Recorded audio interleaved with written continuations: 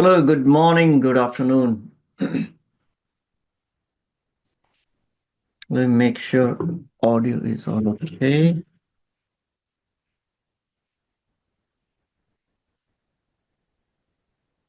Morning. All right, thank you for confirming that my audio is okay. All right, let's see what all we got today. How's everyone doing? Happy with the markets? I know we talked about last week. Wasn't that great? This week things have changed. That's what it happens. This is what the market is. Do you So think it's a fool's rally right now?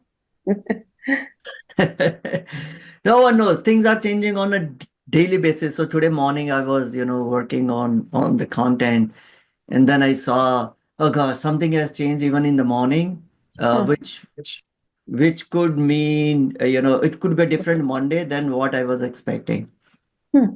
So that's the stuff. So things are very, very volatile because the decisions are being taken and changed based on you don't know what. So. Yeah. So I'm not going to make any drastic changes in, you know, portfolio or either way, right? Don't go too much short, don't go too much long. We don't know what might happen. So it looks like we need some short strategies right now. I don't know. I mean, short sellers would have gotten obliterated in what was it, Wednesday? The one of Yeah. the best rallies of last 2 decades, Hmm. right? So, and I'm sure, after the the Liberation Day, some funds might have gone short and they would have gotten crushed on that rally. Good thing which I'm liking here is there's so much of a volatility. So the option premiums are amazing. But you stay Yeah. risk defined, like, you're able to get some decent premium for selling options. So that's a good thing. I've not seen, I mean, if you look at a VIX, hold on, let me just share this. Um,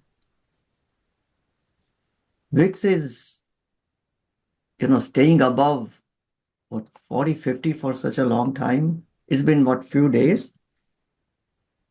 And I look at VIX is now at 37. Doesn't say doesn't stay high, for so long generally, but it's been almost a week that the VIX has been above 30, which is great for selling some premium. I mean, look, this 65, which it briefly hit upon, that was during the yen carry trade in last August. And I believe this one was when it was around 28, 29. This moment was a deep seek moment, Hmm. right? And this is our the current one, the Liberation Day and all stuff related to tariff. So if you see the grouping of a VIX, generally VIX doesn't stay, high for long. But in this case, because there's still uncertainty, we don't know what's going to happen, what's not going to happen, which tariff and how much. And so VIX is still high, which means you can get some decent premium. So will you go over some strategies of how to get the premium? Like what to set up? I mean, if you're dealing on options, the only way you get is to go selling options, right? At the be a net Mhm. seller of options. Right. Now which strategy you want to use depends on what portfolio, what you want to do, right? If you want to if you want to generate income, you do a covered call, but then you run a risk of if what if the stock goes up like 20%? And we have seen some of the stocks that went up 25%, right? So then you go risk defined with a do a call spread, right? I sell a lot of options for hedging stuff. So I'll sell calls on QQQs and SPYs. And I like this Friday, I rolled out a call on SPY. I not only just rolled out by a week, I also rolled it up by $5 because the market has already gone high on Friday. So my overall portfolio deltas were less. I wanted to also add to it. So I rolled it up $5 and then I rolled it out by a week, and I was still able to get almost $6 of premium. I'm like, it is Mm. because the expectation or the volatility in market is that the stock probably gonna move, much bigger. So that's the only fun is there is a lot of rich premium available in the market. Mm. Anyway, so yeah, so I was thinking, I was working through the document, then I realized maybe I mean by the time we get into the sessions, maybe things have changed. We don't know. It's going to be very, very, I would say, fluid situation. Mm. But anyway, let's talk about it. What's happening? So if you really look at it, we're going to 17th April. I just pulled up SPY. Expectation is almost $24 move, right? That's a current market move is $24, which means it could be anywhere between five. So looking at a one standard deviation move, we are anywhere between 510 to 560. A huge move. Anyways, what else? What else you guys found in the market? Ramka says loved Wednesday and Friday, right? Right. Yeah. Was the That was the Wednesday was the one where, or was it last Wednesday, right? So this Wednesday was a green candle, right? I think it was the previous Wednesday was wrong. Yeah, this is a huge candle on Wednesday. I guess this, yeah, ninth.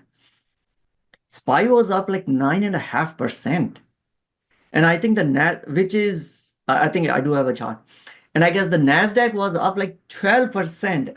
I'm like, when do these things happen? Maybe I think during the COVID, once during the COVID, we have seen Nasdaq up almost 12% in a day or something similar to that. But yeah, this was a huge big candle. And then I think on Thursday, it gave up. And I think SPY was down maybe 6% at some part of a time and maybe recover a bit. And then Friday is again flip-flop back and forth. But yeah, markets are it's not for the faint of heart. And if you get concerned by looking at your portfolio, the best thing is not to even open up your brokerage platform because you could be rich in the morning, richer in the morning. Maybe your portfolio is up a few percent, and by the time you go and get a coffee or have a breakfast, it could have Mhm. turned the other way around. So unnecessarily tensions, yeah. So can you share, Vivek, like some calls that you put in that were successful or not successful? So I actually, except my hedge stuff, other trades, I do put it on my website. So it's available for anyone to go and see what Uh, what What trades I've done. what So is your website? let me just bring that up. But I don't say it on the live because there is no reason for anyone to follow it. But I don't think it's a week later. Oh, I okay. think it'll be available a week later for folks to see. Let me go to where is, hold on, let me just,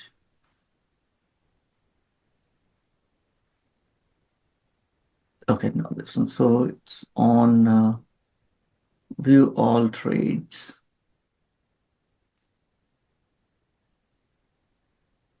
Oh, so I'm on with admin, so that,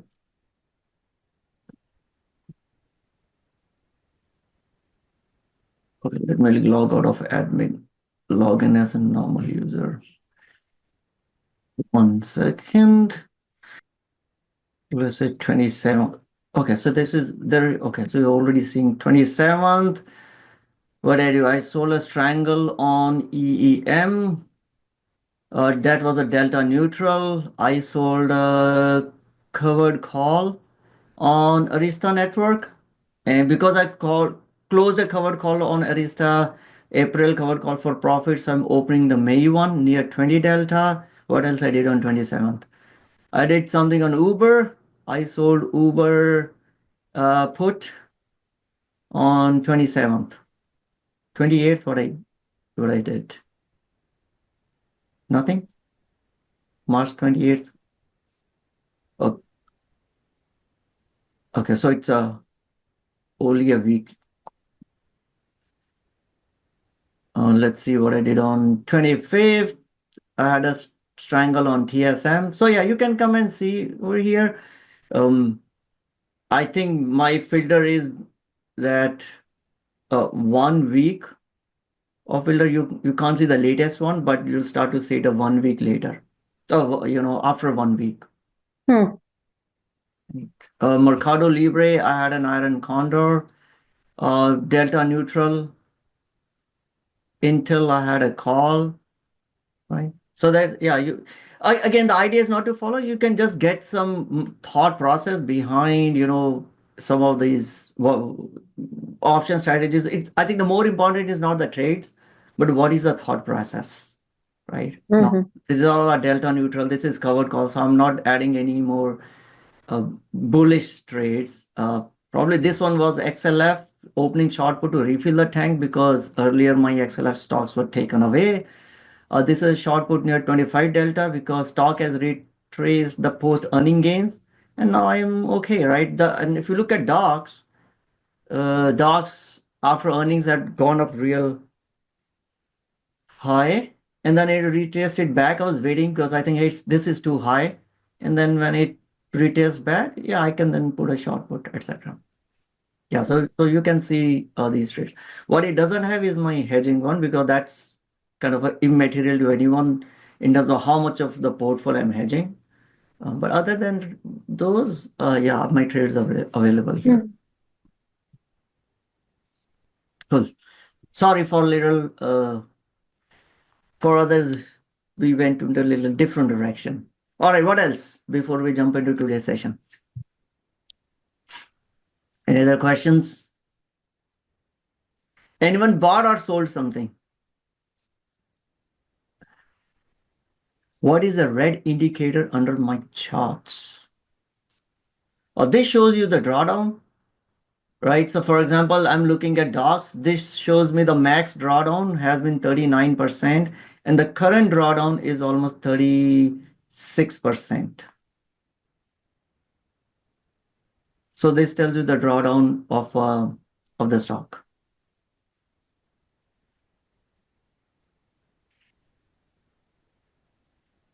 Why long-term bonds are going down along with the stocks?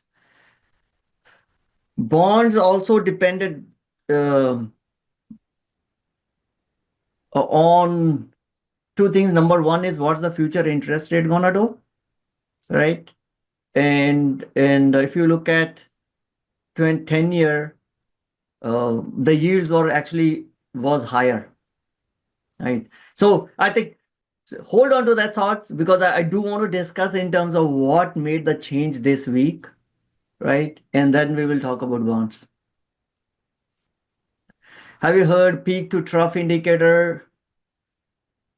So this is drawdowns, right? From a peak where the current position. So max drawdown will be your, no, it's max drawdown is not actually peak to trough, but it's, let me put it that way. Yeah, so peak to trough is kind of a drawdown. Because that's where you calculate the difference between where your top was and where your current one is. Asif says broad QQQ SPY SOXX Apple TSMC. You are what do you say? Get Go and buy when there's a blood in the market, right? Feel greedy when there's a blood in the market and ask if you're doing the right thing. Hopefully, if your horizon is that you want to own this for next 10 years, yeah. So last few weeks were great opportunities. Could it go down further? Sure. I mean, I don't think we are completely out of the woods, but being down 15-20% and then getting back up 10%, I mean, we are still down from all-time high. So we're still not completely out of the woods, but hey, going through a week earlier and then this week is a vast difference. All right. Cool. Shall we jump into today's session then? I have a little different. I've done for today's session. Maybe we'll see if we can follow up for the next ones also. There's a little different thing that I'm planning to do. I will let you know because it's almost, I think, 5 years. If I recall correctly, maybe we started these sessions in April of 2020. So maybe we should change a few stuff in 5 years. And I actually went through some of my previous document from 2020 and was like, oh gosh, you guys, you tolerated me presenting that content because now we've moved into much better things. But anyways, it's been fun. It's been fun ride for last 5 years. Anyway, so welcome everyone for our discussion number 274. And today, again, I think only topic that is relevant in today market is, hey, tariffs, what's going to happen, what's not going to happen.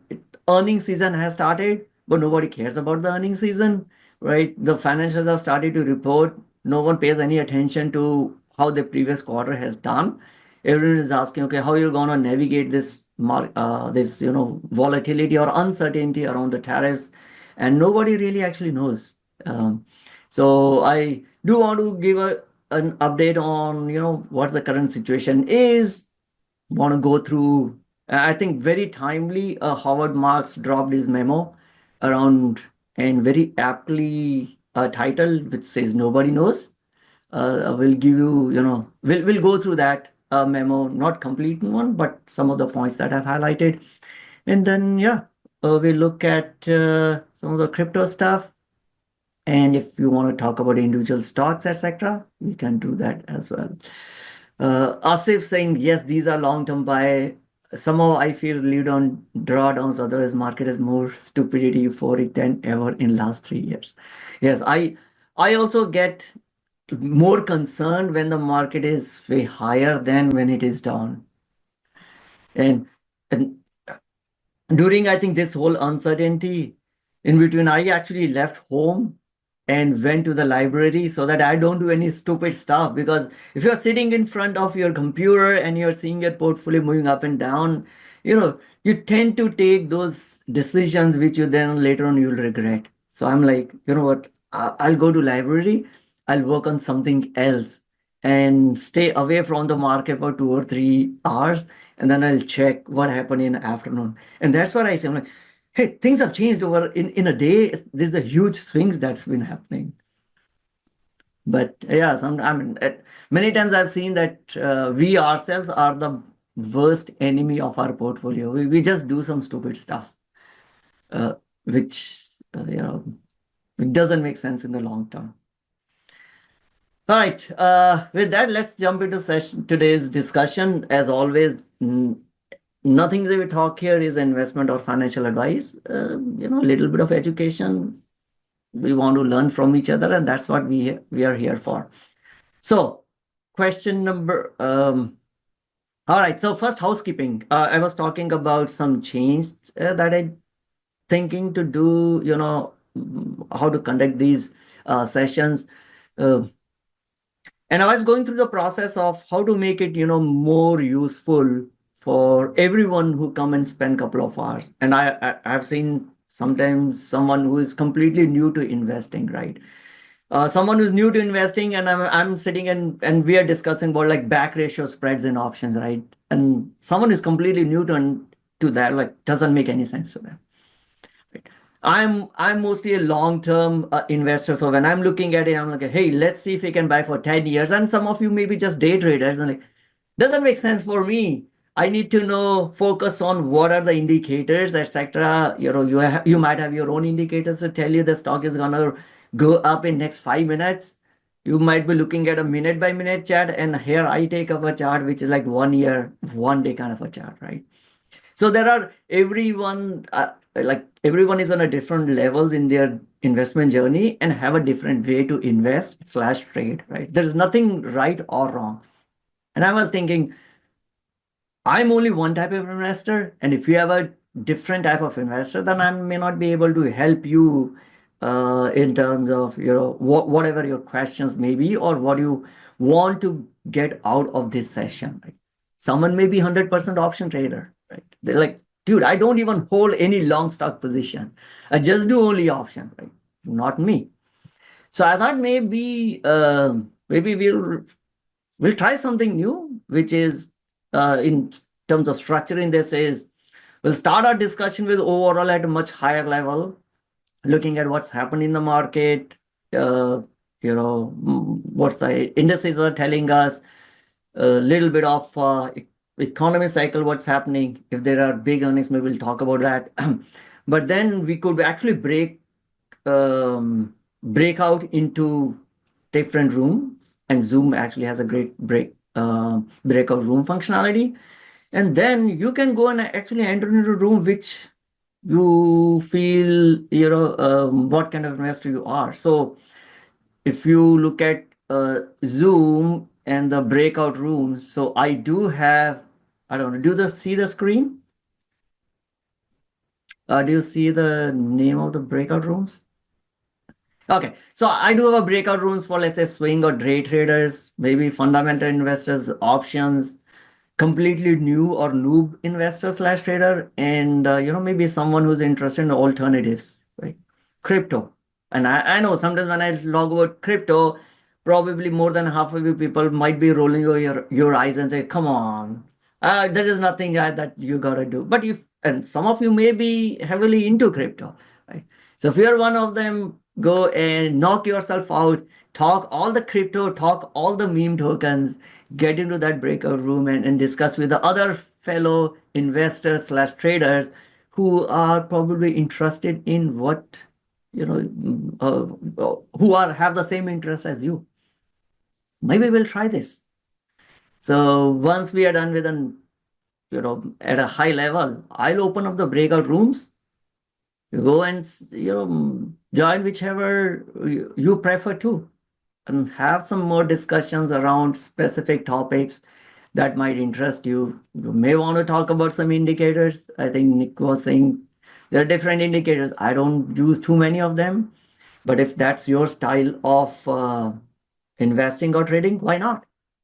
If you're a long-term trader, you might be interested in knowing how do we do a DCF, right? What is this reverse DCF? Well, some of you may not be interested in it. So I thought maybe having this breakout room might be more helpful in terms of enhancing our learning and making the best use of the time that you guys spend here. All right, so that's with the housekeeping keeping stuff I wanted to share before moving into today's session. You think useful? And other thing is, you won't have to hear me talking for 2 hours. You can also talk to other people, have more discussion rather than just hearing my monologue. Yay, nay, any feedback? I don't know, today probably will be the first day. Oh, we'll try something new. Yeah. Yeah. Very well. I think it's a nice thought. But I think it'll be interesting to see how it plays out, because it's almost like the power of default, right? I imagine most people multitask during these sessions, but any specialist conversation, they can still sort of message each other directly using the chat, or they still put it out in the wider chat. So it'll be interesting as an experiment. Yeah. I'm sure we can pivot. Yeah, we'll see. I mean, I'll be still in the lobby, and maybe if there are questions around, hey, someone has a very specific, okay, I'm just a new investor. Okay, let's get into the nearest room and talk about that while you guys want to discuss something else. I just want to make sure that there is a room for other people to talk among themselves if you want to discuss a topic while I'm discussing something else. Right? Sure. Yeah. So Nick's a great idea. And can we jump onto different breakout rooms? Yeah, you can go and move into whatever breakout rooms you want to. So I'm not pre-assigning anyone, right? You can go and once the rooms are open, you can go in whichever room you feel joining in, right? All right, so let's look at overall market. And I think the big lesson that we learned this week was that U.S. president is not the most powerful in the world. So what thing was more powerful than U.S. president? Last week, what did we find out? It says China. No, sorry, someone was saying something else? The bond market. Exactly. So it was this. It's like this was the 10-year bonds, which turned out to be more powerful, right? And I've always heard about the stuff that bond market is much bigger market, and it's kind of a give you an indicator of what the stock market is gonna do, because this is much bigger market than the stock market. But this week was actually saw it in action, and such a reversal of our administration policy. It is because the bond market broke. Now, if you recall the discussions that we had in our previous sessions, and Scott Bessent and Howard Lutnick, both of them have come and talked about it on financial media channels, saying our focus is not on Wall Street, right? Our focus is on reducing the 10-year. Our focus is on Main Street. So if the 10-year yields come down, that means your mortgage rates will come down. That means your credit card rates and a lot of other credit interest rates a lot of them are driven by basically they mark themselves to the 10-year yield, right? Number two is, if the 10-year yield comes down, we have got almost $9 trillion of debt refinancing that we need to do. So the whole idea was, get this down, we can refinance our debt, and that will reduce our fiscal deficit, right? And if that means for the Wall Street had to bear an intermediate pain, that's okay. But what we saw last week was, you killed Wall Street anyway, and then the Main Street won't be good either, because the bond market was again going up. It is because I think the biggest surprise came from when Japan started to dump its U.S. the treasuries and then the U.S. dollar was weakening against other currencies. U.S. dollar is the strongest weapon that we have, and if the dollar start to weaken against other currencies because the countries have started to dump U.S. treasuries, then it's like game over kind of stuff, right? And administration can come back and talk about, oh, this was already, that was a plan right from day one. No, that wasn't the case. That's a face-saving statement, I would say, that administration was putting up officially, but it was that the bond market gave them a signals that things haven't worked out, and if we don't act now, you'll not have the Wall Street, you will not have the Main Street either. So now we'll see negotiations have started coming up, and hopefully, I don't even know now how much of the what tariff will be, how much of the extent of tariff, everything is up in the air. But it was the bond market that broke. I mean, the resolve of Donald Trump in terms of, I'm gonna stay steadfast on these tariffs, and the tariffs are gonna go live whatever the time was. But now we moved all the tariffs for 90 days, except China. In China, we are going back and forth on China. I'll have a slide with the latest tariffs. So let's look at there. But I think last I read was 145%. So this is, I mean, okay. So there you can track everything. So let's look at China. Before all this Liberation Day, we had 10%. Then we got another 10% on China. Then I think this was their 34% was announced. Then we added another 54%, another 50%. So we got 10, 10, 20, 34, 54, another 50%, that makes 104%. and then on 10th we added another 41%. So that makes another 145%. And I think on the other hand, China has been just stepping up their own set of tariffs. They are, I think, 20% lower than what the US tariffs are. So I guess now China is saying they'll tariff all the US manufactured goods imported into China at 125%. So now we are seeing two biggest economies of the world going, head to head in terms of as a trade war. I don't think either of the leaders of the country want to, engage into this big trade war. So, but the question is who's gonna bow first? And Vivek, like two questions actually. sure. First one, the previous topic that you were sharing.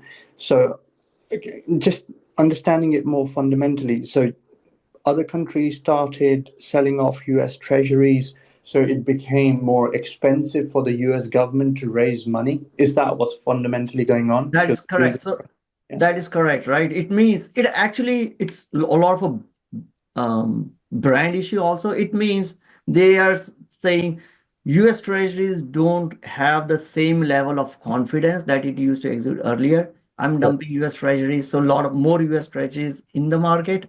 That means if US wants to sell its debt, they have to pay a higher yield.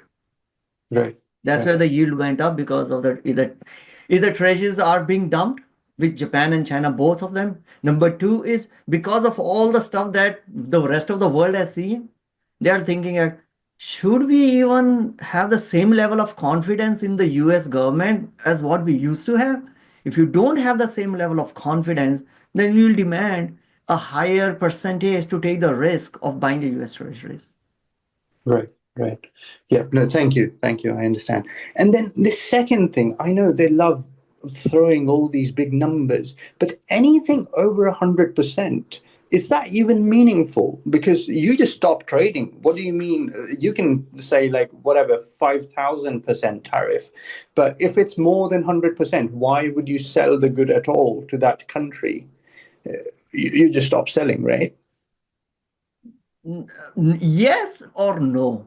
I mean, at some point of a time, it becomes meaningless. But I have seen, and probably some people could afford to buy the stuff. I would say, let's say the wealthiest of the wealthiest people, right? Top 1/20th of a % in a country could still afford to buy the goods that are tariffed 150%. Again, that will be limited amount of goods. Now, the example I'll give would be probably when I was in India, there were some goods from US which are tariffed. I don't know from US, but from outside, which Indian government would tariff at 100% and plus more. Yeah. Now, the question is if you can afford it, yeah, you'll buy it. So there will be some people who will say, you know what, I want that imported liquor. Even if the tariff is 100%, I can afford it, I'll buy it. But like the tariff of what 145% across the board, I agree with you that that's like it's more of a war. It's an illogical because and neither Chinese consumer can afford it nor US side we can afford like tariff of 145% of everything that we're importing from China. So that's the case. To me, it looks like more symbolic, and both the leaders are very proud persons. They don't want to back down. Maybe we'll come to we'll figure something out. Maybe we'll still keep 145% and then start doing concessions based on industry level. Okay, we're gonna exclude industry A from this 145%. We're going to exclude, or this particular industry is only 40%, so that leaders have a face saving measure also that I didn't back down. I just gave exclusions for one particular industry, and maybe you'll do more, like doing one, you probably will come back to where you started. So that's what I'm thinking. This is not good. This is craziness. We cannot continue to have this like 145 and 125. But at some point of a time we'll come to a common ground in which both the countries will have give and take, and then we'll be okay with it. I think that today's news was just before this, like we already excluded smartphones and the chips, I guess. Let me go to Bloomberg. And this came in like couple of hours before.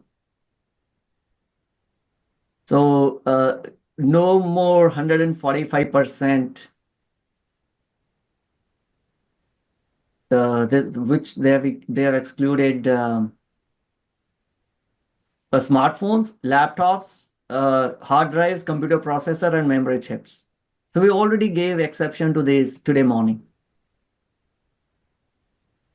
And maybe we'll do this so that both Donald Trump and Xi Jinping can say, we didn't back down.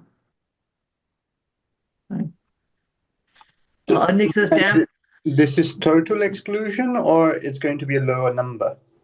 So if you look at the exclusions published late Friday, excluding the product from the retaliatory tariffs, 125% and the 10% also. So whatever, I think it is like pre-Liberation Day only. Whatever the Liberation Day tariffs are there, those are not, I guess those are not included. Anyway, so I think the percent is more important, but I think more stuff is around.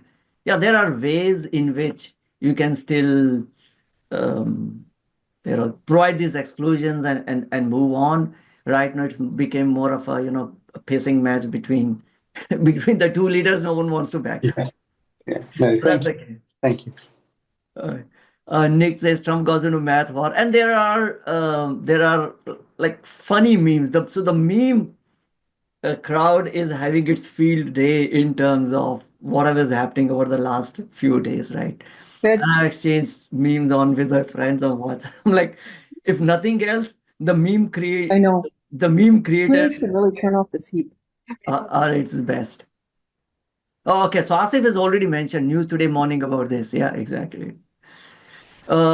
Seems like delisting China ADS are not likely either. I did read about delisting China ADS, and they were saying it's gonna happen for the Chinese companies that don't comply with US regulations. Oh, nice. Okay, so who is not if you're not What's her name? Grace. Let me just put on mute.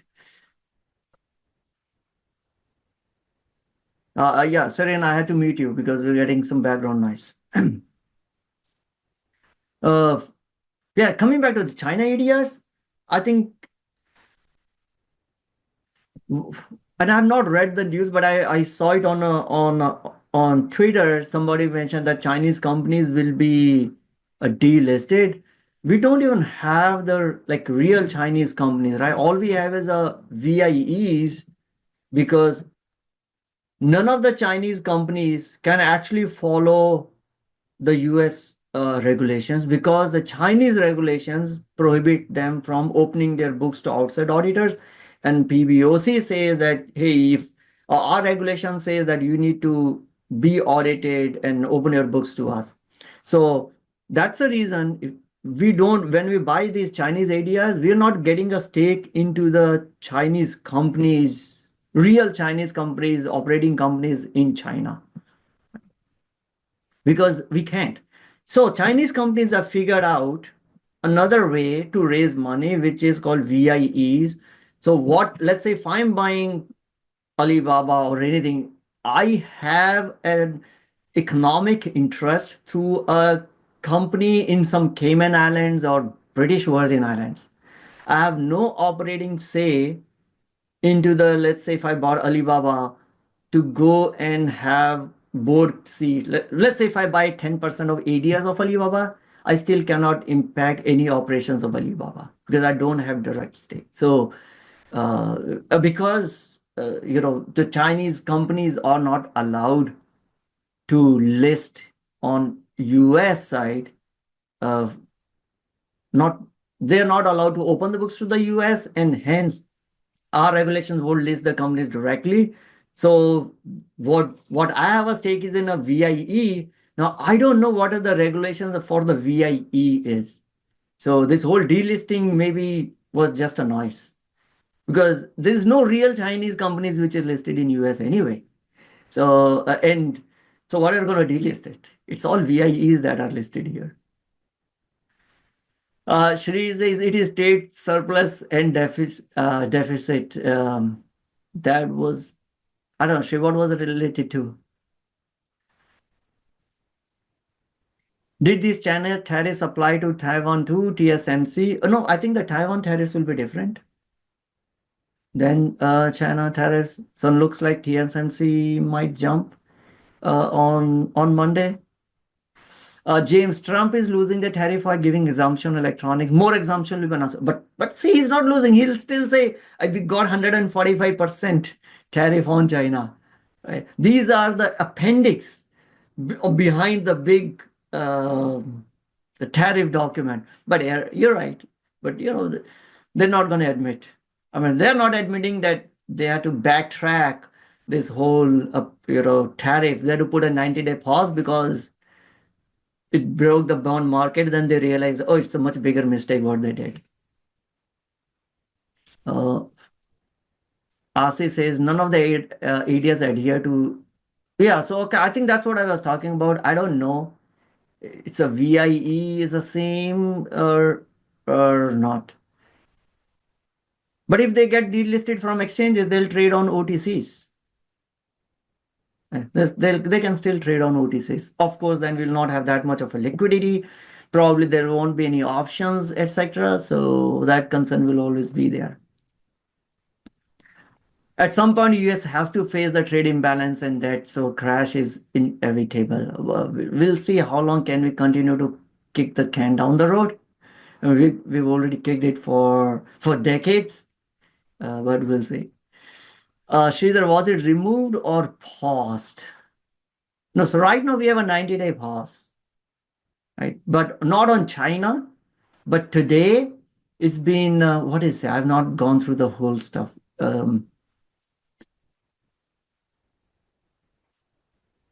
The exclusions.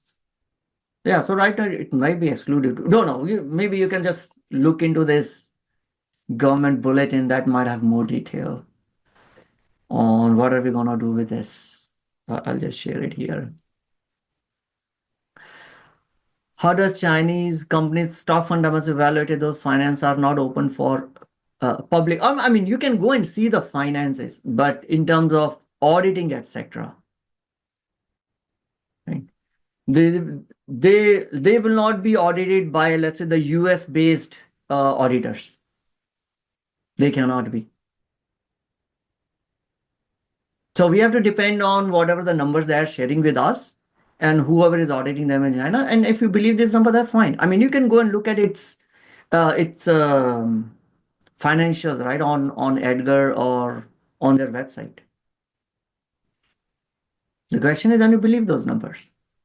And I'm not implying anything saying that, like, say, Alibaba or Neo or other companies are rogue companies and they're cooking up their numbers. But I'm saying they probably they want to comply, but they cannot because the Chinese laws don't allow them to.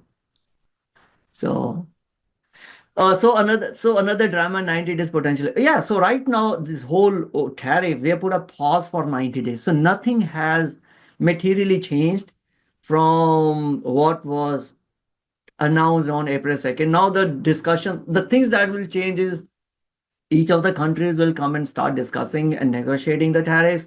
Okay, and maybe instead of 25%, instead of 46% on Vietnam, we bring it down. I think that discussion has already started.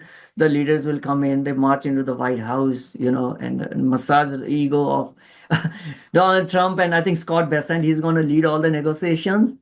And and then we'll see. But at the end of the day, I think we will still have a tariff which is higher than what was prior to this administration, and there will be impact of it. Right? There will be some impact of that. The question is that negative impact could be negated by the deregulations and the tax cuts, etc. That we have to say. Nobody knows what's going to happen. Asif, best stock advice, create an account of True Social. Exactly. So DJT, and the reference that Asif is giving is on Wednesday before that big green candle. that we saw, DJT actually had posted on Truth Social saying it's a good time to buy or something like that, right? And then 2 hours later, they announced that they're gonna pause the tariffs for 90 days, and the market was like up 9%. So if you blindly follow and have a algos that run on what the DJT says, yeah, this was a pretty good trade.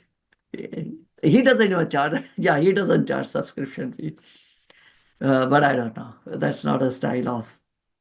You don't know what he's saying. He's just telling good time to buy because the long term will be fine and the short term pain is there, or is it like, hey, next 2 hours stock is gonna go up? I mean, this time and 2 hours later, the market was all green. But anyway, so that's where the long term and the tariffs, we already went through this. So markets have been pretty volatile, right, between the Liberation Day. And there was another joke that's going around. Instead of calling it a Liberation Day, we call it as a portfolio obliteration day because that's what happened to people's portfolio, right, after the tariffs were announced. And gosh, I mean, we are still below where the market was before the tariffs were announced. But what a bounce! What a bounce in a day! That's crazy. You don't see these things often. And unfortunately, if, let's say before Wednesday, like Tuesday, etc., if you had reached the point of maximum pain and say, you know what, I'm done with it, I'm dumping my stocks, I'm moving to cash. There we go, like 10% up move was missed. And it's not just this time, right? Go back and look into the history of S&P 500, or maybe I think you can pick some other indexes also. Some of these best rallies actually come within the bear market. No, and after the worst days.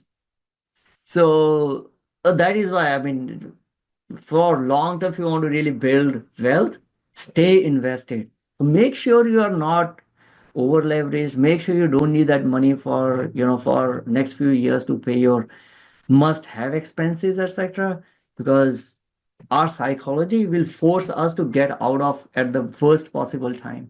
And let me tell you, if those who've gotten out on Tuesday, it is impossible for them to get back on Wednesday after the market jump up 10% higher. So almost it is impossible. The psychology just won't let you get back in, right? So yeah, but it is a good to see market coming back up. Again, how much will it hold or not? We don't know. So we'll see what happens. This was an interesting chart. I think I did talk about it, but I don't think I shared this chart last week. S&P 500 after VIX reaches 45, which means a lot of pain, a lot of concern in the market. And what did the market do afterwards? So there have been many instances that this is one which they've shared. 1 day later, 2 day later. I think the more important is 2 weeks later, etc. Markets have generally been green most of the times. And if you extend it to further 1 year, 2 year, probably these days when of maximum pain have been one of the best days to buy. But that means you need to have a little longer term horizon. Stocks would still go further down, right? But it's better to buy it now than to have bought it at the peak. For those who just can't live through the volatility, best is to keep adding into your retirement or whenever you get your salary, do DCA and then forget about all of these things. That's the best way. But someone who wants to really play, make active decisions, yeah, I mean, not this week, but the previous week, and even I think early this week was a good days to invest in. What we hit 480 was the lowest on S&P 500. Yeah, That was like 52-week low.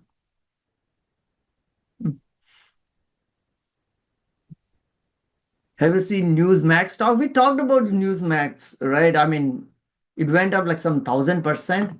Like started at $10, became 100, 200. I have no idea where it is now. What's the ticker? NMAX. This is one of a conservative media outlet, right? Wow, 265. Now back here, maximum drawdown is like 90%. What else are we gonna expect anyway? Right? This is all hype. All right, so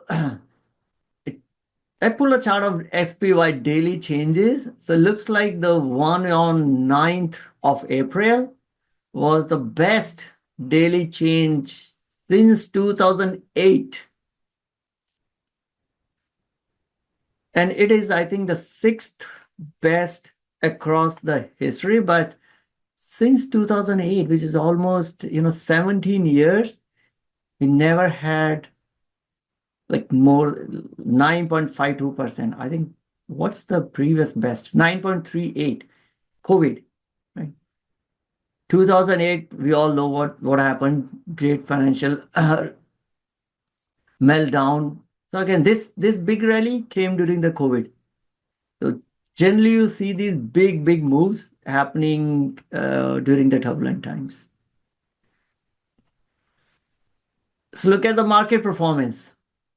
This was our previous Friday. Now the situation has changed, right? From all reds to almost all greens. SP 1 week performance, same stuff. What a quick reversal. This was the ETF, some of the areas that were working, right? You can actually do a mirror image, red and green, right? These all the ones that worked last week. These are the short ETFs, could be leveraged ones, didn't work. Stuff that did not work last week is working for this week. Gold hit a new record high. Among everything else, I mean, gold did sell off a little bit, but then after the treasuries, the central banks started to dump some of the treasuries, gold went high. I thought when the stock market went high, maybe gold will relent and come down, but no, it's like it hits its new all-time high. And now there are some charts floating on in Twitter space where they're comparing gold with Berkshire Hathaway performance. And maybe I think there's an 18-year long chart or something that says for all the wisdom that Warren Buffett has, it has not outperformed gold for whatever 18 years. But that's like more of a cherry picking the perfect time frame to communicate a particular narrative. So don't pay too much attention to what others say. You can always pick up in the history of the market. If you are like bear or if you are not in favor of investing in stock market, you can always pick up the time frames to tell. If you kept your money in CDs, you would have done much better than keeping it in the stock market. Depending on what narrative you want to spin, you'll find the data to spin that narrative. So I don't pay too much attention, but there are something funny charts people want to share. Sector wise, what did we do this year? This week. Now we have at least two sectors in green. I remember last week we had only consumer staples. Year to date, utilities also green. Consumer discretionary tech side is still in red, but much better, right? So instead of being 24% down, we are only 17% down on consumer discretionary. Individual stocks, I think they are still in pain. I think Max 7 are still not recovered. Yes, let's look at Tesla is one of the worst ones, looking at a drawdown of 54%. Oh, sorry, that was a max drawdown. Current is 47%. Meta had some nice recovery, but still down 26%. They're all in bear market. Amazon 23%. So all the Meta is still the whole Max 7. They are still in bear market though. But we'll see. Monday could be another green day, and all those things could just reverse. Fear and greed index for 4, it's back to 13. But still, all in fear. What else? What else we want to talk about? On the crypto side, the crypto could change in a minute. So let's go back and see what the current one is. Okay, not too bad. When I took a screenshot today morning, it was 85K. Now it is 84. But it also saw its similar movement like the rest of the market. We had a sharp reversal to what, 74, 75-ish, then back up to 85. Again, not for the faint of heart. This is like I think except one time, after the Liberation Day, it actually did not behave like a high beta instrument. But I think that was the only day. And then it's back to tracking along with how the NASDAQ would perform. So, yeah, we'll see. If the trade war escalates and if the countries start to dump each other currency, that will be the real test to see if Bitcoin is really store of value or not. Right now, it's all based on the hype around store of value, but we have never been able. We never had an opportunity to actually test it really. We never had these concerns, which maybe we'll start to have now if this trade war continues. Why didn't cost budge? I don't know. I didn't look at Costco, but Costco, where do they source most of the material? Number two, do they have a pricing power to pass on it, to consumers? Costco is down 10%. It's a staples. So I don't think we should compare Costco with SPY. Where SPY is largely driven, still the majority of SPY is driven from the gains are driven from the Mag 7s, I guess, from being 30%, maybe now they are down to 20%, right? So that's got much bigger impact than Costco. Maybe we should compare, if you're comparing Costco, maybe we should compare it with another retailer. And Walmart, but Walmart sources a lot of stuff from China, but the charts are almost identical. Wow. Excuse me. Yeah. Some older guy who does stuff on the internet and analyzes stocks says Costco's overpriced according to historical. Okay. We've been talking about Costco being overpriced for almost a year, right? Look at it. It's a staples company and trading at a earnings multiple of 50. I've never seen that, right? But it's a good business model. The question is, how much are you willing to pay for that business model? At the end of the day, it's a membership, right? So James says, yeah, majority of revenue is from membership. They don't make the margin of the goods is not that much, but they have a more than 90% membership renewal rate, right? That's a mode which Costco has, which other retailers don't have it. And investors are willing to pay higher multiple for it. The question is, how much higher multiple you want to pay? I don't want to pay, I don't know, what's this current multiple? Cost, so, COST. Still 56 from an earnings perspective, but it's a pretty stable business, right? So, and okay, I think there was a comment saying 30% of the goods at Costco is Kirkland, locally sourced. Then that won't be impacted by tariffs.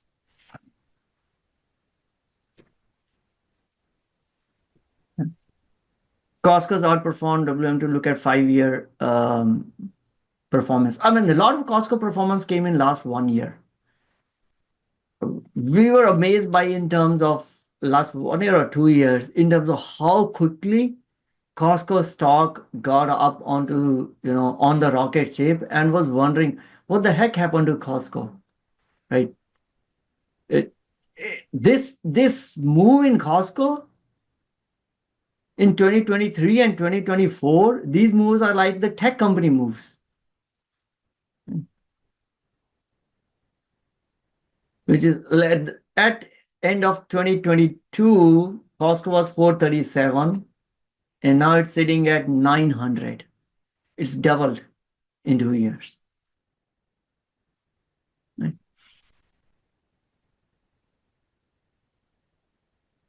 But yeah, I mean, it is expensive stock.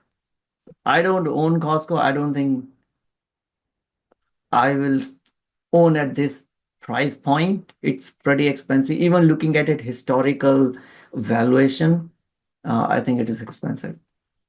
But that doesn't mean the stock is going to fall, right? The gap between the value and the price could take years to converge.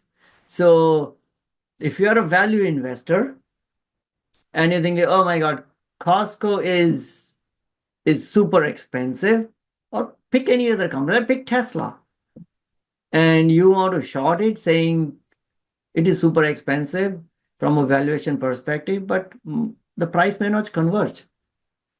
It may not converge for a year or years. That's why I don't short it. I'll not buy Costco, but I'm not going to short it.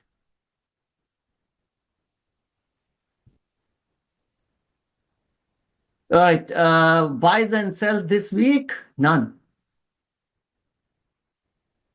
No buys, no sells. Guys, we have earning seasons here, so maybe we should pay some respect to some of the earnings, even though it doesn't matter. Whatever the companies may come up with, I'm hoping maybe most of the CEOs will.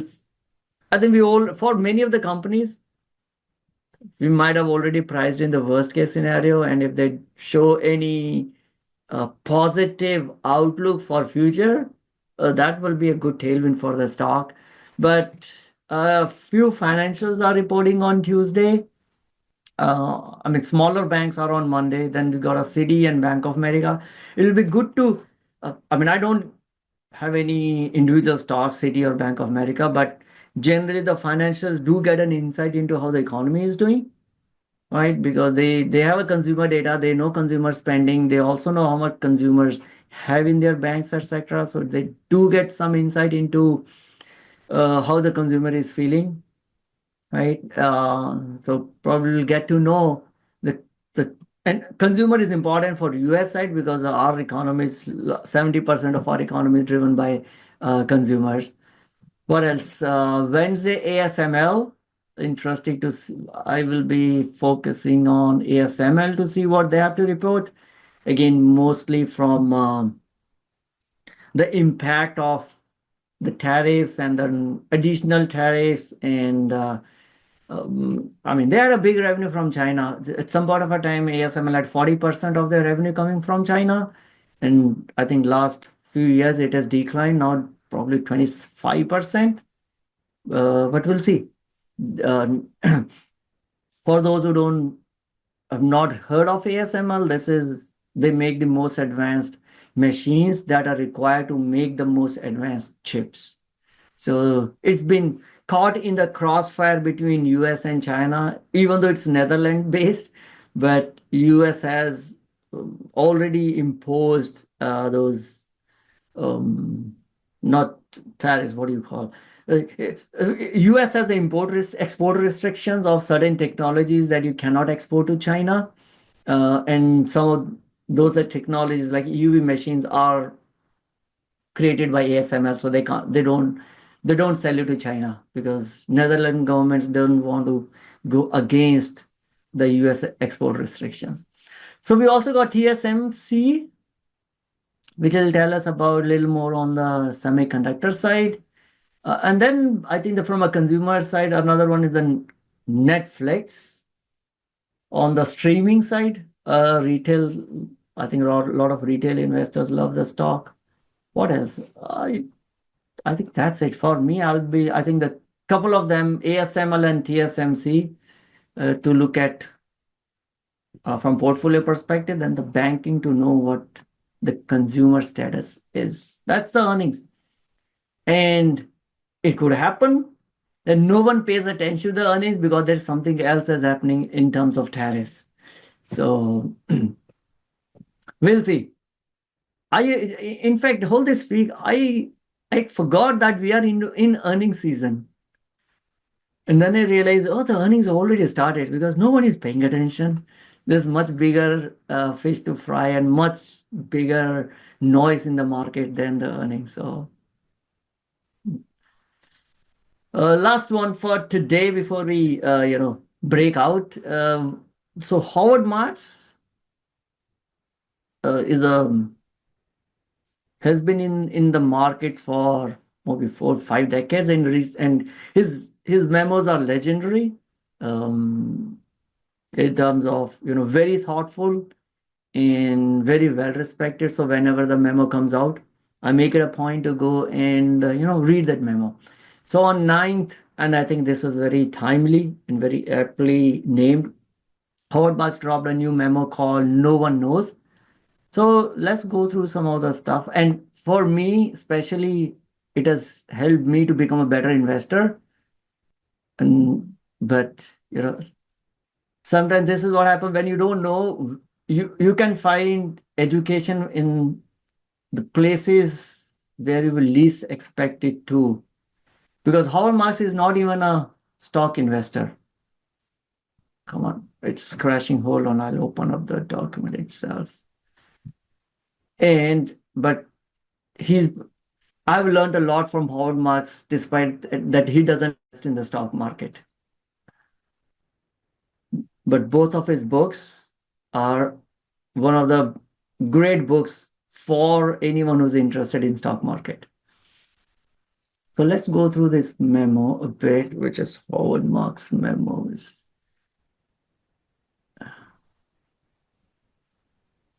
All right.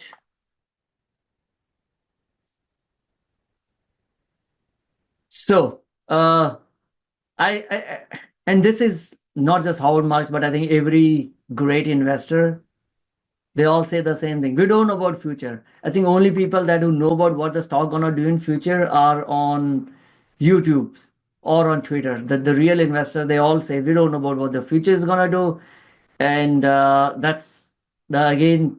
He starts with the same stuff, saying no one. There was nothing that anyone could say that they knew, and that included me. That he's talking about the great financial recession 2008. Then it says people talk about the stuff that we can analyze the future. I can't claim to have analyzed the future. In fact, analyze the future is like an oxymoron because you can't analyze something that has not been created. So you can ponder on the future, speculate about it, but there is nothing to analyze on future. Right? Now, this is very important. The next one, which it talks about on the decision making. So he cites some Harvard epidemiologist who says generally we usually make decision based on number one, facts. Number two is informed extrapolations from analogous experiences, right? Let's talk about an industry or a stock. Facts means I'm looking at the stock prices or sorry, the stock price, their finances, etc. Extrapolations is where I'm looking at other companies and other similar companies and how their stock has performed, right? And then the third is opinion or speculation. These are the only three things on which we base our decisions, right? There was no applicable facts for COVID, no analogous experience for COVID because it was the first time. Nothing, we didn't know what's going to happen. Only thing that we made decisions were based on speculations. Anything that did in market was this might happen, and based on that, we all did it. I want to say right here about 2008 and other crises I've invested through, as well as today, that I don't reach my conclusions with confidence or act without trepidation. There's absolutely no place for certainty in the world of investing. I think this is very important for us as an investor to understand. A lot of and I have had discussions with my friends and some of my family members also around, are you sure we're going to make 9% per year? No, I'm not sure. Then I don't want to invest in. As a human being, a lot of time we crave certainty and we are afraid of being uncertain. But in investing, you can never be certain. If you are ever certain in investing, then you should do opposite of what you are certain about. And we have to become uncomfortable with uncertainty to enjoy the gains from investing. If you want certainty, invest in T-bonds, invest in CD. Those are FDIC insured, right? You'll get your interest. And I know folks that have been stayed away from the market because they desire the certainty stuff. It's like if you want to reach some place and you want to be in a certain time, you may just walk. Because you won't be stopping, there's no accidents to hold you back. If you're going in a car, maybe there's an accident and you're backed up in the traffic. There are red lights. Maybe you get a flat tire. Might as well just walk if you desire certainty. But I know that walking is, you will only resort to walking as a means if you have to go 1 block, 2 blocks, maybe 5 blocks. But you have to go 50 miles. That's the worst, even though it's a certain that you will be able to reach, there is no unknown stuff for walking, but that's the worst way to reach the destination, right? Similar to what is investing. If you want to invest for next 1 month, keep your money in CD. You need the certainty. If you're going for 40 years, if you have to go for 100 miles, do you really care that you got a flat tire in between? No. And we will have a flat tires. We had a flat tire last week, right? Maybe this way, right? The markets were down. So that was like a flat tire. We are held up in an accident, and then there's a traffic jam for next 2 hours. That's fine. Friend, I have to travel 500 miles. I don't care if it's a 2 hours traffic. I'm not going to get out of my car and say, okay, now start walking. So, uncertain outlook. Last week event, now he talks about what's happening on the tariff side. All the norms have been overthrown. The impact on economies in the world at large is entirely unpredictable, and there are no facts or prior experiences on which to base those decisions. This is talking about in the modern economy, we never had this situation which we are currently looking at, wherein the biggest economy of the world is now trying to start a kind of a trade war with all the countries, right? There have been no large-scale trade wars in the modern era. Other thing I want to insist is, in addition to a forecast, you have to have a good sense of probability of your forecast is correct. So we have had many forecasters, right? There's a saying that the economic forecasters have predicted 10 out of 2 recessions. Okay. So you can forecast, but you don't know what's the probability of it even happening. Okay. If we insist on achieving certainty or even confidence as a precondition for action, we will be frozen into inaction. I mean, the topic that I was earlier talking about, folks just won't invest it because there is no certainty. If you desire certainty, you will not be able to do anything. Deciding, and please also bear in mind that deciding not to act isn't the opposite of acting. It is an act in itself. So on this week, the week that we just went through, if you say you decided that you want to close your laptop. You want to close your laptop and not do anything. That was an active decision.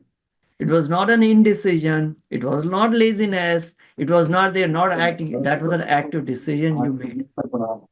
Okay. AP, I need to meet you again.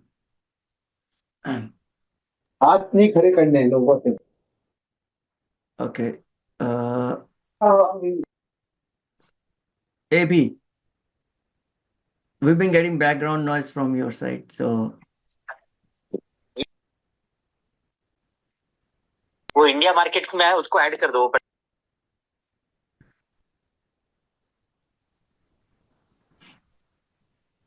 I'll okay, hold on. Let me see if I can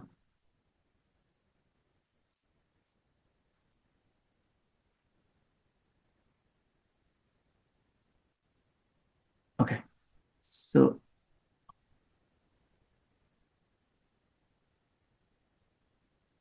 ready?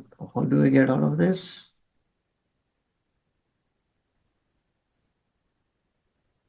To go back to the meeting stuff. Let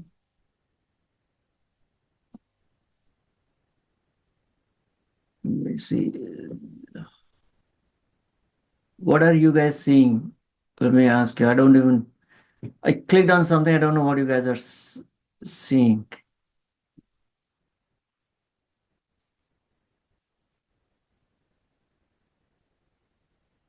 You are seeing the PDF? Okay, that's cool. Where is the PDF? I'm not seeing where the PDF is. Okay, there we go. Okay, now I'm back. Okay, let's talk about tariff now. So I have taken away the privilege for attendees to unmute themselves. If you want to speak up, just raise your hand and I'll unmute you. Because we were getting the background noise. So let's now talk about tariff. And then he talks about the reasons that we heard from administration on these tariffs are to support US manufacturing, encourage exports, discourage imports, shrink or eliminate our trade deficit, make supply chain more secure through onshoring, deter unfair trade practices, force other countries to a negotiation table, and generate revenue for US Treasury. Right? This is what you call as ERS, External Revenue Services. It must be acknowledged that every one of these things is desirable in itself and a logical result of the tariff. The problem is in real world, especially in economics, there are second and third order consequences that we don't know and must be considered, which is basically, if you did this, what the rest of the country gonna do, and then what the out of the impact of that, what else someone is gonna do, right? It's not a physical sciences where you have, if you do A, then B happens. Right? Economics is completely different. What are some of the likely consequences of Trump tariffs? Retaliation by other countries, price increases, inflation, destruction of demand, declining consumer confidence, recession, lost jobs, both in US around the world, supply shortages, change in the world order. There are many threats which may follow, but anything could happen. And I don't think pausing the 90-day has made any change. It had kicked the can down the road for 90 days, but any individual or a combination of these is possible, and we have no idea how it's going to play out. Some countries may negotiate, others won't, and it will be of a scant satisfaction if the incremental problems that we encounter are less bad than those encountered by other nations, right? Eventually, we will lose this battle around the tariff if US ends up into a bad situation, even though the rest of the world is in a worse situation, right? That's not a win for us. That we gone from where we were, we gone into a bad situation, but we are still better off than the rest of the world. Right? That's not good for us.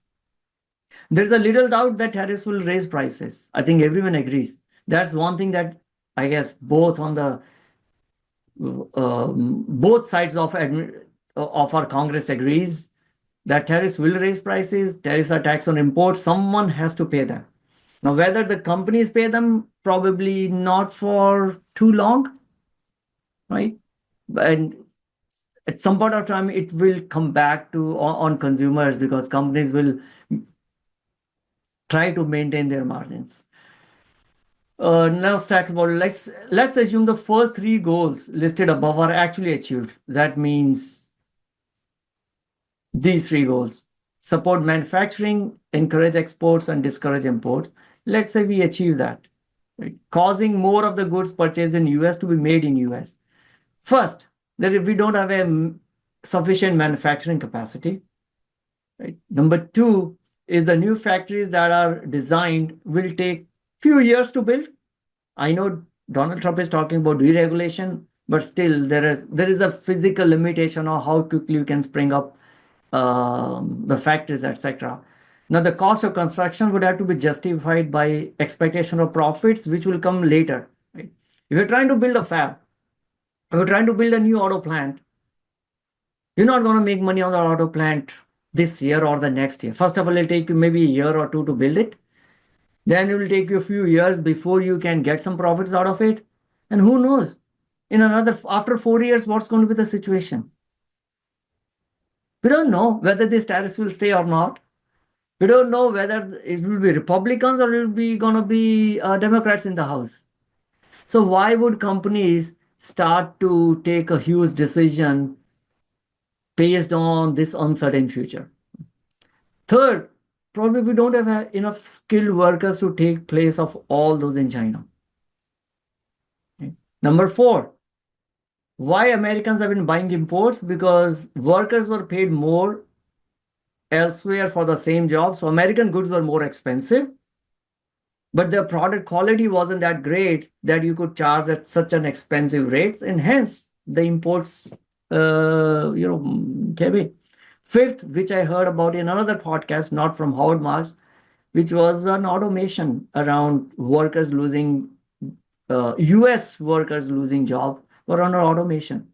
So there is an example of, I mean, there's a lot of, I think in administration, a lot of them are also talking about how the Midwest, how the manufacturing jobs have been shipped overseas to China.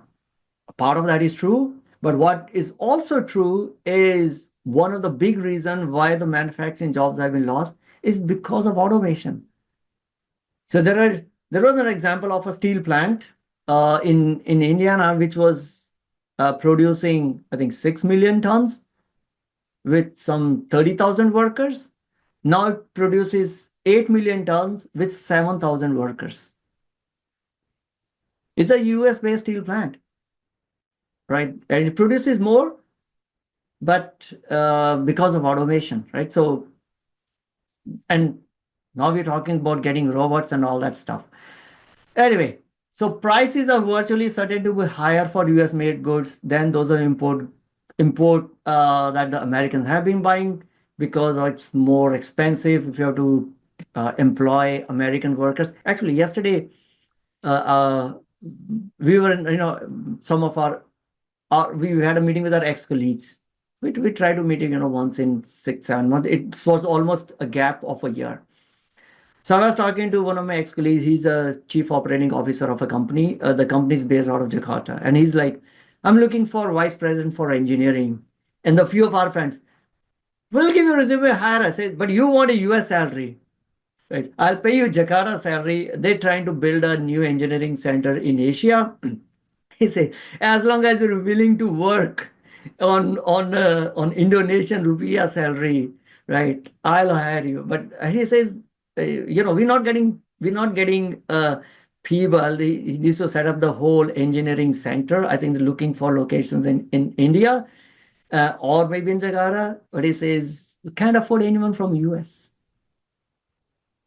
So, and we were kidding, like, okay, hire us. It's as long as you're willing to work on Indian or Indonesia rupiah salary, we'll hire you. But no, we don't want to work on that salary, right? Anyway, Again, there's a complexity of economic cause and effect. It's widely reported that when tariffs were imposed on imported steel in 2018, 1,000 jobs were saved in steel industry, but 75,000 jobs were lost because some of the downstream companies that uses steel became expensive, so their jobs got impacted. Their business got impacted, and the new employees they didn't hire. So while you would save the job in steel industry, the other industries that you make use of steel, etc., got had a second order impact in which they didn't hire the people that they could have otherwise hired if the steel prices was low. So we don't know how this tariff will play out. I think it's too early to uh, come to any conclusion. What else? What else there was? We talked about then he was talking about how the other countries could retaliate. It says because after the Second World War, the world had a high opinion of US economy, rule of law, and fiscal solidity that allowed us to hold a golden credit card. Which right, US Treasury is a golden credit card. There's no credit limit. We can raise as much as we want to. We raise our US debt limit every year, and the bill never comes due because we keep rotating, we keep reissuing the debt. Now we have a $9 trillion debt that is coming due, and we're going to reissue the debt. That has enabled US to run fiscal deficits in each of the last 25 years. Right? In other words, we have been living beyond our means. All the prosperity that we are seeing in US is because we had a golden credit card. Now we don't know. Rule of law, fiscal solidity. I think we have a concern around fiscal solidity.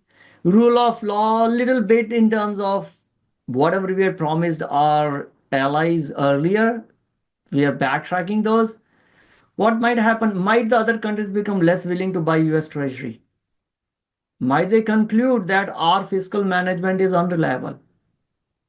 Even if we remain the world best credit, might they cut back on purchase out of worry or spite or political motivation? Right? This is probably maybe we saw in with China that like we're gonna dump US treasuries.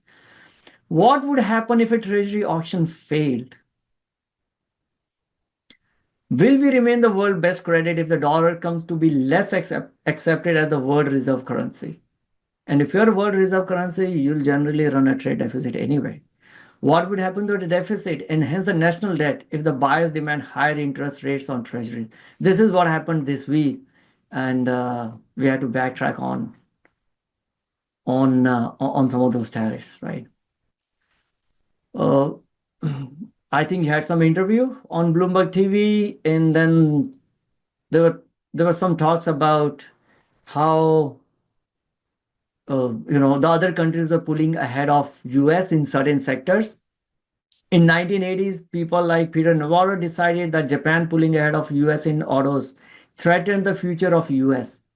Japan did indeed pull ahead and never looked back. Japan is still ahead of us in autos. But US economy has doubled in size relative to Japan since then. It doubled in spite of losing the lead in autos, or is it that it doubled partly because of it, because the margins on the computer software, jet engines, and other higher margin services that we provide, that is much better than building autos. So the question here is, while we're trying to bring all the manufacturing here, the question is, should we bring every manufacturing here? What's the competitive advantage we gain by manufacturing teas here? It's not a national security. My socks getting manufactured in Vietnam, I'm okay with it. There's no national security issue. There is no, it's a low margin. So the whole, again, I don't think we're gonna stay where we are on a tariff, across the board. Is gonna be really bad. I consider the tariff development so far what the soccer fans call own goal. It's highly analogous to Brexit, and we know how it turns out for Brexit. Right? Brexit cost British mightily in terms of GDP, morale, and alliances. It harmed their reputation for governance and stability. My brother-in-law, he lives in London, so he was here earlier this year, and we were talking about it. And let me tell you, he vouched for all these things. He was pissed off over past few years what has happened on Britain. Uh, what else? No one should rule out the achievements of some of the goals on tariffs listed that on page 3. US could increase, manufacturing could increase, we can get a new jobs, more dependable supply chain. Our treatment in world could become fairer and the treasury take could increase. On other hand, some of the hope for benefits are probably beyond reach. Trade deficit probably not gonna reduce, right? This will be true, especially as long as our workers are getting better paid, meaning US made goods will be more expensive. I guess that's it. Yep. So, me personally, I found his memos to be very thoughtful and okay. I thought I'll bring this to. Does it provide a solution to reduce the trade deficit? The question is why we want to. I mean, we probably 36 trillion is not good, but we will always end up into a trade deficit because we are the global reserve currency. So the whole idea of let's punish every country with which we have a trade deficit, that's not going to work because I don't know what's the beef we have with Vietnam. Let Vietnam run trade deficit. It's like me going to, and I think some of the folks on financial media also given the same example. I run a trade deficit with my grocery guy. Like if I got a plumber coming in my house, we run a trade deficit because plumber has nothing that I can offer to him. He doesn't want anything from me. But I want plumbing services. That doesn't mean now I start learning the plumbing trade. I mean, plumbing pays a lot. So probably a wrong example. But you get the point. So trying to do that across every country, we need to reduce our trade deficit. That's what I don't like. Last week we talked about, right? You bringing chainsaw to an operating theaters. It's not enough. Try to reduce the trade deficit on the countries where the jobs that we want to have those jobs. We want to have a semiconductor. It's strategically important for us. Pharma. We can't even build the medicines if we need. We should bring back, of course, we should bring everything that make us self-sufficient in manufacturing the drugs, right? Military equipments. Right? Those things, yes, we should definitely looking onshoring or bring it, bring it in manufacturing in US. I don't care about economics aspect of that. I care more about us, our survival as a country. But if my socks, my underwear is getting made in some Southeast Asian country, that's fine. It's okay. I don't want now, let's bring back that manufacturing also in US, right? That's gonna make those things more expensive. People might cut down behind the consumption. That's what we get into a so-called recession, right? The idea is to balance trade so we are not living on golden credit card. Yeah, so there are ways we need to. Doge is doing something which is to cut down our deficit, right? We can reduce our deficit. So if you're talking about trade, I think your question was on trade deficit. But golden credit card, we also have a fiscal deficit that come into picture. Yeah, we should definitely reduce our fiscal deficit. Our government spending way too much. And we can't afford $36 trillion.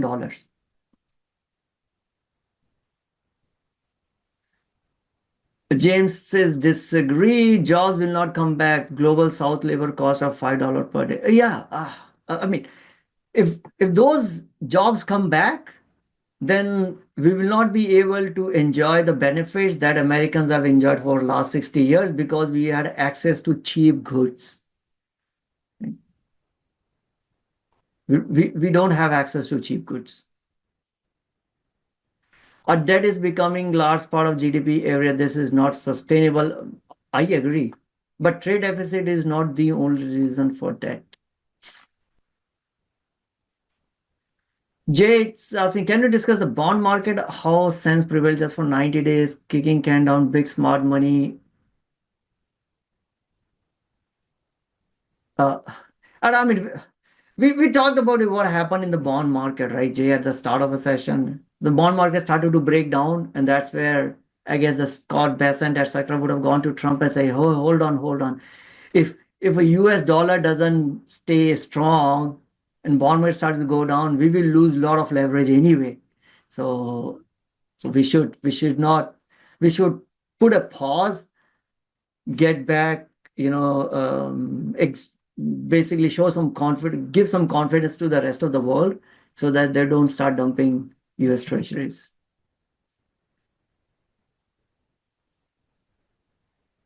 I replaced that with more debt. I mean, that we've been rotating that. Look at Japan. Hasn't crashed yet, right? So I know this is not sustainable, but as long as the other countries are worse than us, someone will always finance our debt. And that's what we've been riding on. Other countries are in terms of stability, in terms of their economic prowess, they are worse than us, and hence they continue to buy US treasuries. The day they'll stop financing a debt, we'll feel the pinch. So maybe get ready now. Try to cut fiscal deficit. Try to bring in, let's say all the strategic industries that we talked about. Yeah, bring those manufacturing in.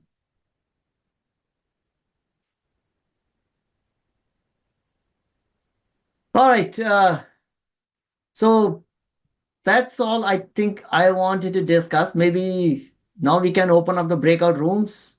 So I have 5 of them: swing, day traders, fundamentals, options, noob, alternatives, cryptos. You can go and join in whichever you want to. Maybe have some focused discussion on individual topics. If you want another breakout room, tell me. Maybe I'll create one. But let's try this. Let's see. There are certain topics that you are interested in, but we don't talk about it. Now you can go and meet more like-minded people and see what you want to do.